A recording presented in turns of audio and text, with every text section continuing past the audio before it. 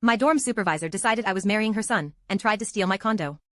After freshman orientation ended, I changed out of my ROTC uniform into a sundress to meet friends for dinner. The dorm supervisor, Patterson, blocked my path, dressed like that. Who are you trying to seduce? Planning to cheat on my son already? I stared at her like she'd grown a second head.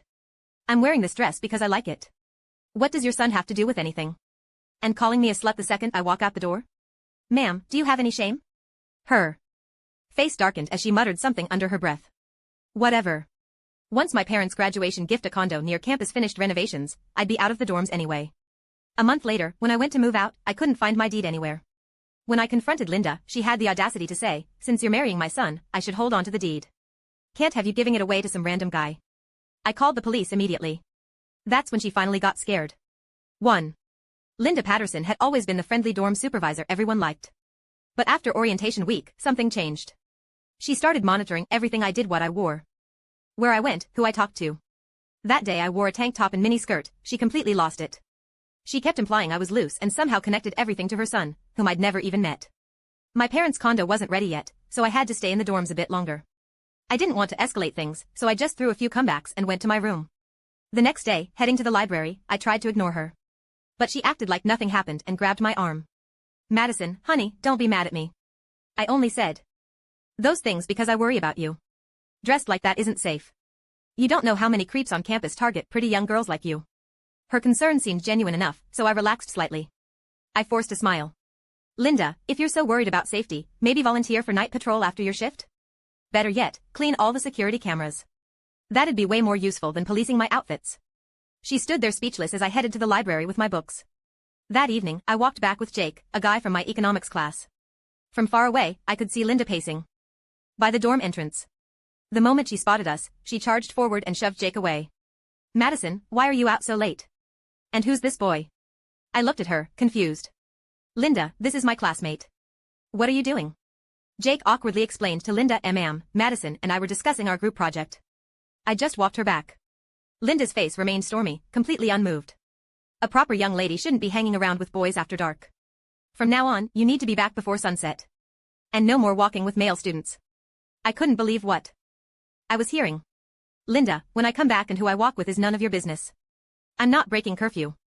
You have no right to control me. She blurted out, I have every right, I am your mother-in-law. The words hung in the air. She immediately looked away, realizing her mistake. I couldn't believe my ears. You're my what? 2. She laughed nervously. I mean, I think of you as a daughter. Acting so casual, you'll ruin your reputation. Future in-laws won't want a girl like that. So wearing a dress and having normal friendships with guys made me casual in her book. And any family that would judge me for that wasn't worth marrying into anyway. Looking at her self-righteous face, I said coldly. Linda, I just started college. I'm planning to do my master's, maybe study abroad. Marriage is at least 10 years away. Besides, who I marry is none of your concern. She opened her mouth to argue but finally stayed quiet. For the next few days, she behaved normally, just regular greetings, no harassment. Just when I thought things were settling down, I found her at the dorm entrance holding a box of my tampons, glaring at me like I'd committed murder. So that's where my missing tampons went. She'd taken them during room inspection. Madison, what are these? Thinking she was just old and didn't understand, I explained patiently. Linda, tampons are more absorbent, prevent leaks, and are more comfortable in hot weather. Lots of women use them now. She immediately frowned, pulled me to a corner, and looked around like I'd said something scandalous. This is disgusting. Putting things there. Have you no shame? Let me ask you something, are you still a virgin? I wanted to scream. Linda, what exactly are you implying? She covered my mouth immediately. Keep your voice down. Is this something to be proud of? Her touch made me nauseous. I pushed her hand away. Linda, you need to explain yourself right now. What does using tampons have to do with virginity? And what business is my virginity of yours? She looked me up and down with that self-righteous expression. Madison, if you're not a virgin, you need to tell me now. I'll need to make other arrangements. I had no idea what she was talking about. Whatever crazy arrangements you're making have nothing to do with me. Keep this up and I'll report you to student affairs. Her face went white at the mention of reporting her.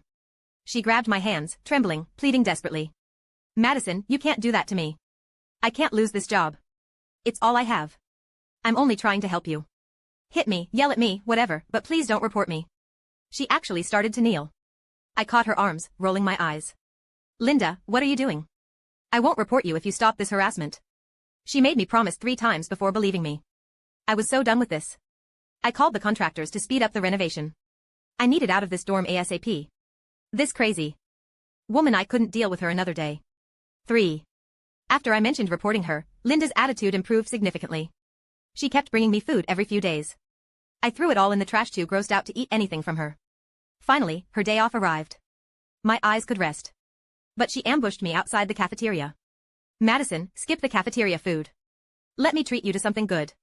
Before I could protest, she dragged me to a cheap noodle shop, ordered 2 bowls of plain noodles, then pulled out homemade pickled vegetables from her bag and started eating with gusto.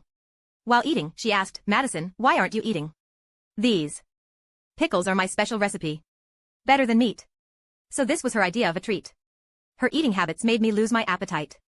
I sipped some water and stared at her coldly. Why did you bring me here? She wiped her greasy mouth, looked up with a big smile. Madison, after 2 months of observation, I think you're perfect except for that temper. But tempers can be fixed over time. I was more confused than ever. She continued rambling, by the way, Madison, what do your parents do? I laughed coldly. Linda, that's none of your business. Unbothered, she took another bite of noodles. You own a condo in Boston. Your family must be well off. Good, good. I was shocked. She must have interrogated my roommates, maybe even searched through my things and seen the deed. Linda, I've been patient with you out of respect. But this stalking and prying, what exactly do you want? She wiped her mouth with her sleeve, beaming at me. There's that temper again. See? I don't mean any harm. Just getting to know you better. I suppressed my anger and asked calmly. So what exactly do you want to know? She lifted her chin confidently. Why does a young girl need her own property? You'll just move in with your husband's family anyway. Besides, the way you dress, hanging around with those boys, some man will probably trick you out of that condo. Better to sell it now. I'll hold the money for you, consider it your dowry savings. I've checked the calendar. New Year's Day would be perfect for your wedding. Isn't that nice? I slammed my water glass on the table, making her jump. Linda, do you think I'm stupid? My parents bought me that condo. What I do with it is my business, not yours.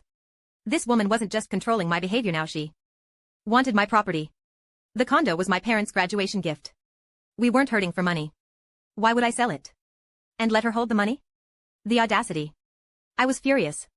Also, you keep talking about marriage, marriage, marriage. Who told you I was getting married? Seeing my anger, the wrinkles on her face trembled with rage. Madison, I'm doing this for your own good. A loose woman like you without a proper dowry, who would want you? Same song, different verse. I stood to leave. Her face went dark. Madison, keep this attitude and I'll make sure my son beats it out of you after the wedding. She immediately covered her mouth and backtracked. I mean, when you get married, that attitude will get you beaten by your in-laws. What century was she living in? Absolutely insane. Linda, anyone who lays a finger on me will regret it. And I didn't go to college to get married. I have my own dreams. If marriage is so great, you should try it a few more times yourself. I stormed back to my dorm and started packing. The place was unbearable. The condo wasn't ready, but I'd rather stay in a hotel. Linda had followed me back. The moment I reached my room, she cornered my roommates. This Madison girl has no respect for elders. Terrible attitude. I try to help her dress appropriately, stop hanging around boys, and she threatens to report me. My usually sweet roommate looked confused after hearing this. Linda, if I had Madison's figure, I'd dress even more boldly. And what's wrong with having male friends? This isn't the 1950s. I take swimming class with guys. Linda, getting no support, persisted. You don't understand. She owns a condo, and I told her to sell it for dowry money. She refused. Bad temper, highly educated, with her own money her future husband will beat her for sure. Everything that made me successful in these young women's eyes became flaws in hers. Apparently, in her world, a good woman should be weak, obedient, stupid, and hand over all her money to her in-laws. No matter how accomplished I was, one phrase "no man will want you" supposedly negated everything. My roommate had enough and raised her voice. Linda, what medieval cave did you crawl out of? Madison's amazing, and you're making her sound worthless. Linda tried to argue, but I pulled back my curtain and glared at her. Linda, leave. Stop spreading your poison here. Looking guilty, she slammed our door so hard the walls shook. I shook my head and packed faster. When I finished, I noticed my drawer lock was broken. The deed was gone. I asked my roommates, they knew nothing. Remembering Linda's comments at lunch, I went straight downstairs and cornered her in the hallway. Linda, did you take my deed? She had the nerve to look proud. I'm keeping it safe until your wedding. Then we'll sell it for your dowry. 5. I was sick of her broken record routine. I stared her down. That's my property. I can manage it myself. Return it now, or I call the police. And I'll sue you for defamation. My roommates are witnesses. She thought I was bluffing, completely. Unfazed. Madison, I'm doing this for your own good. Since you're marrying my son, I should manage the deed. Can't have you giving it to some random man.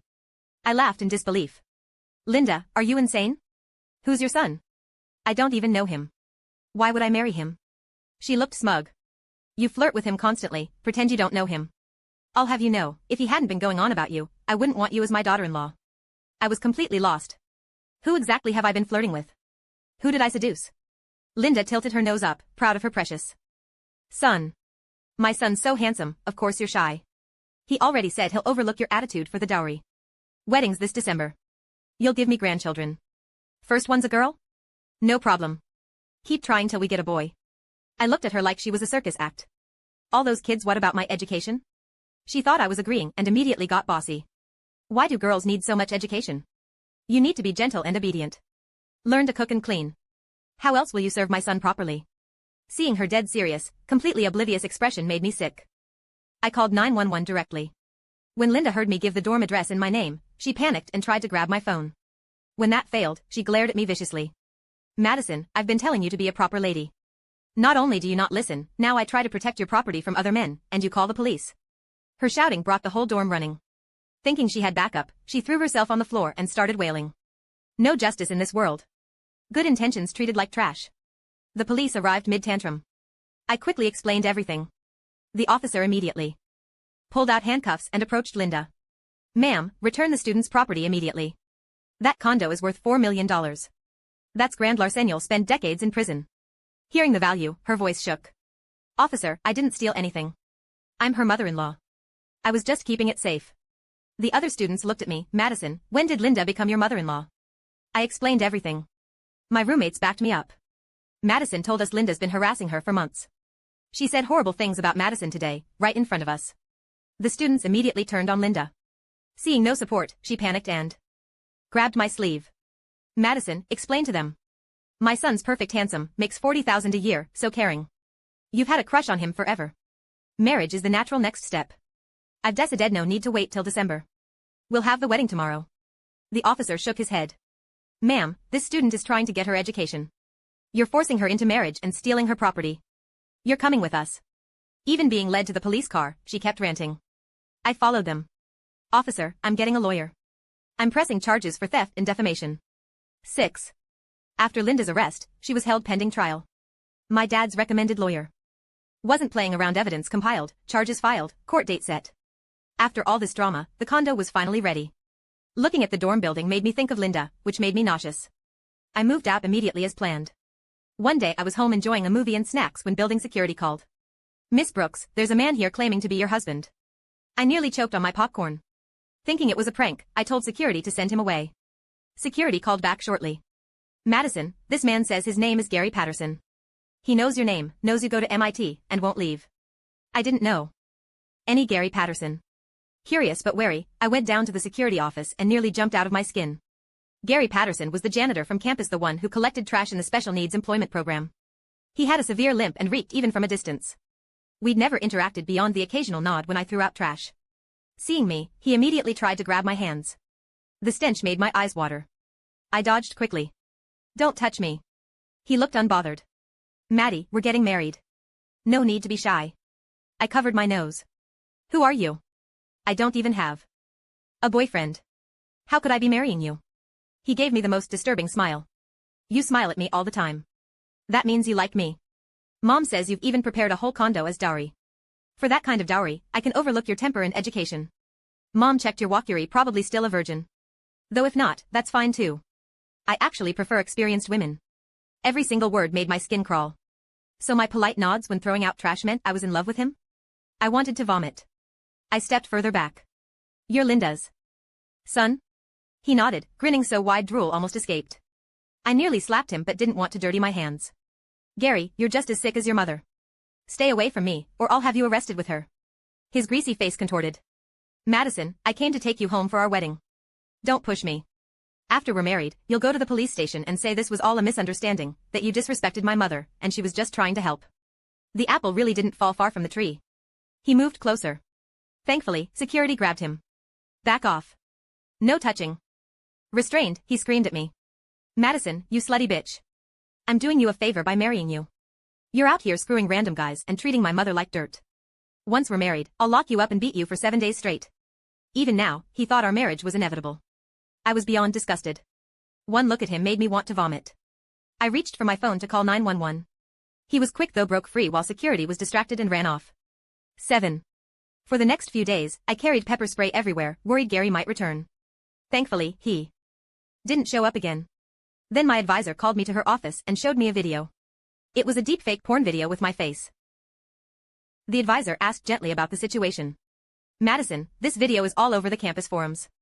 It's causing quite a stir. The face swap was obvious. I immediately protested.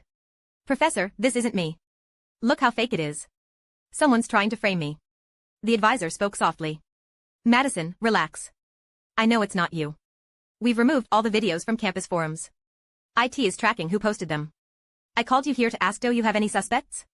Think carefully. Have you upset anyone recently? I calmed down slightly. Gary's disgusting face immediately came to mind. After hearing my story, the advisor immediately brought security to Gary's room. The stench hit us like a wall. Everyone stepped back. Gary was on his bed, leering at something on his phone. Security grabbed the phone. It was playing the deepfake of me. I grabbed a broom and beat him with it. He played victim. I'm watching videos in my own room. What's that to you? Why are you hitting me? The advisor held me back gently, patting my back, then turned on Gary. Gary, you created deepfake pornography of Madison and uploaded it to campus forums. You don't deserve to be hit? He actually laughed. Madison's my wife. Everything about her is mine. Forget videos, I could beat her to death and it would just be a domestic dispute. What's it to you, outsider? The advisor had never encountered someone so shameless. She was speechless. Gary, thinking our silence meant victory, got cockier. That bitch framed my mom and got her arrested. Without mom here, she won't marry me. I had no choice but to make these videos for comfort. He swayed his head like he'd done something admirable.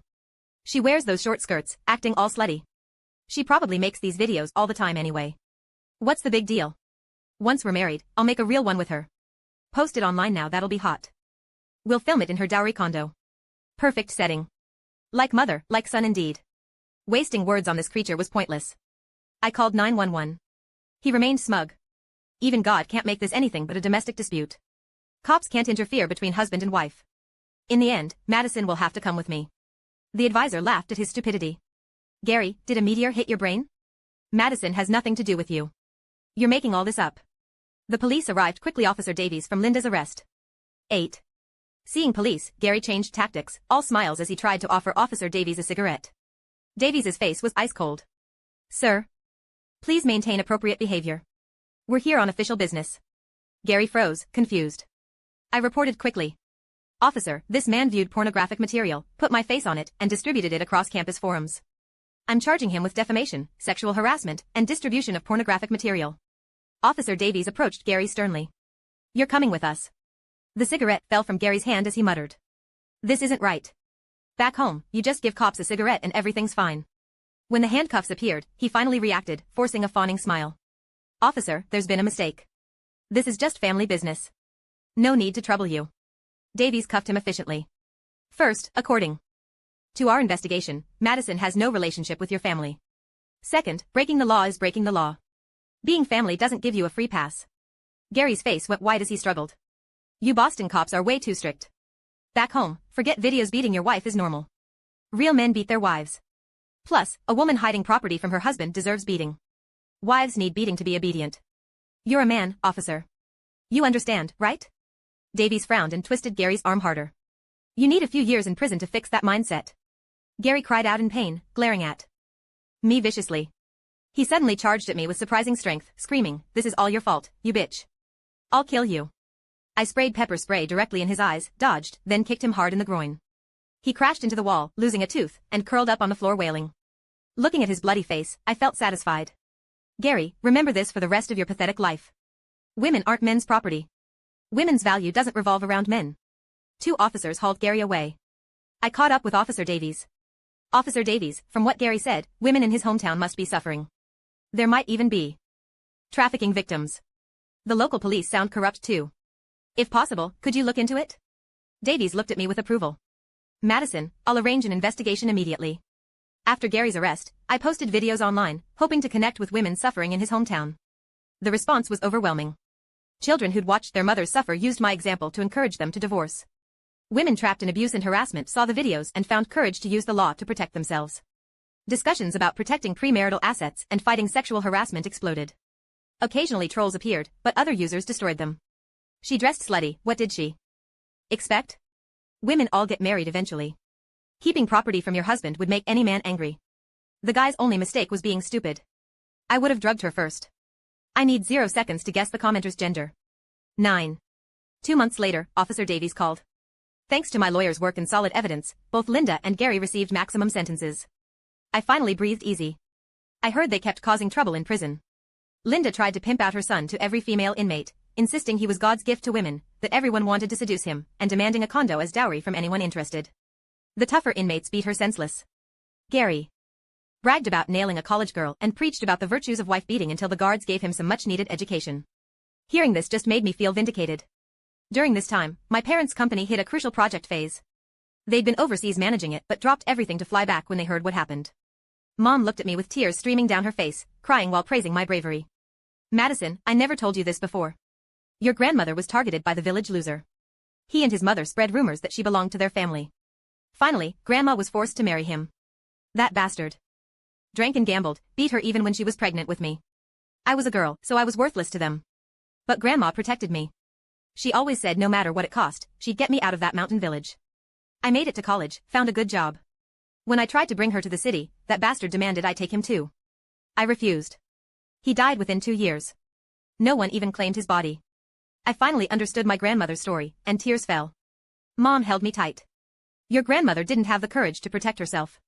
She could only pour everything into getting me out. Now my daughter faced the same situation but had the courage to protect herself and do it well. I'm so proud. Your grandmother would be too. Every year after that, no matter how busy, I make time to visit Grandma. Without her desperate push, Mom wouldn't have escaped that prison, and I wouldn't have had the courage to fight.